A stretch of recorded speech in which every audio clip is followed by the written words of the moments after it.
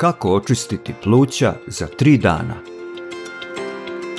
Ako vas muči kašalj i otežano dišete, ovaj domaći napitak za čišćenje pluća prava je stvar za vas.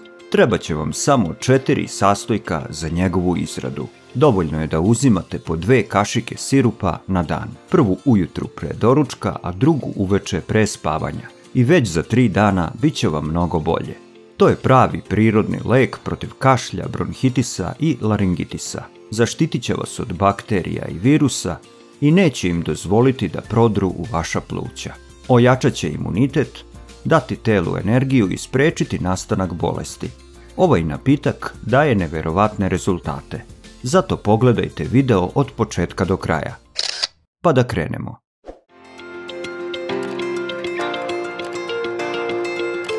Krećemo odmah sa našim receptom.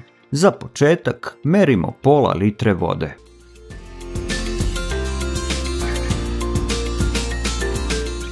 Tu vodu ćemo sada presuti u šerpu. Sada dodajemo šećer.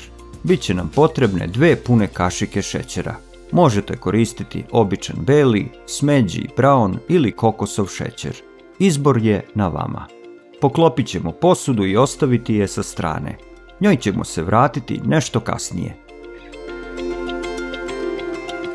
Prelazimo na sljedeći sastojak, a to je beli luk.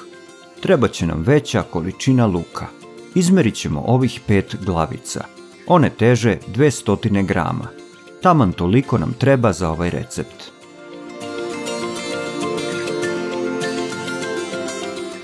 Glavice ćemo najpre razdvajati na čenove. Beli luk je veoma koristan za naša pluća. On ih štiti i čuva od respiratornih infekcija. Ako ga redovno jedete, zaštitit će vas od bronhitisa i upale pluća. Odvojili smo sve čenove. Sada ćemo svaki očistiti od ljuske. Najlakše se čiste ako na početku odsečete krajeve, a zatim odvojite preostalu ljusku. Poznato je da je beli luk moćan prirodni antibiotik i omiljeni dodatak jelima. On podiže imunitet, podstiče bolju cirkulaciju i na taj način štiti srce. Posebno snažno dejstvo ima kod respiratornih infekcija. Beli luk razbija gustu sluz u plućima. Ona se najpre taloži u dnu vašeg grla i tako izaziva onaj suvi kašalj. Ovaj sirup za kašalj razvodnjava sekret i ublažava upalne procese, a isto važi i za upaljene sinuse. Beli luk u svom sastavu sadrži alicin koji uspešno suzbija upalne procese u disajnim organima. Istovremeno pomaže u čišćenju pluća i naročito se preporučuje aktivnim pušačima. Čisti pušačka pluća. Nakon guljenja čenova prelazimo na seckanje. Možete ih obraditi na jedan od ova 3 načina. Prvi način jeste da isitnite nožem što sitnije kocke. Drugi način je da propustite kroz presu za beli luk. I treći, ujedno i najbrži način, je da samo dobro pritisnete nožem svaki čen o dasku. Važno je da čenove presečete kako bi kasnije mogli da ispuste svoj lekoviti sok. Sada ćemo sve to prebaciti u jednu manju posudu. Sljedeći sastojak je sveži đumbir. Izmerit ćemo na vagi jedan manji koren. Ovaj naš teži 50 grama. Tama nam toliko i treba. Radi lakše pripreme sečemo đumbir na manje komade. Zatim ćemo svaki taj deo ponaosob oljuštiti nožem. Vi možete za to koristiti metalnu kašiku ili ljuštilicu. Đumbir se jako dobro pokazao za čišćenje pluća kod pušača i njegova lekovita svojstva su naširoko poznata. Na puno načina je koristan za zdravlje. Đumbir ima tu sposobnost da eliminiše nataloženu sluz iz pluća u kratkom roku. Nakon guljenja đumbira sečemo svaki ovaj deo na sitne kocke. Taj ljutkasti koren ima snažno antiupalno dejstvo, zbog čega je tako koristan za osjetljiva i oštećena pluća kod pušača. Umiruje pušački kašalj, i zahvaljujući svojoj ljutini rastvara sav taj nagomilani šlajm iz pluća. Evo vidite koliko smo mi toga dobili. Sljedeći sastojak je kurkuma u prahu.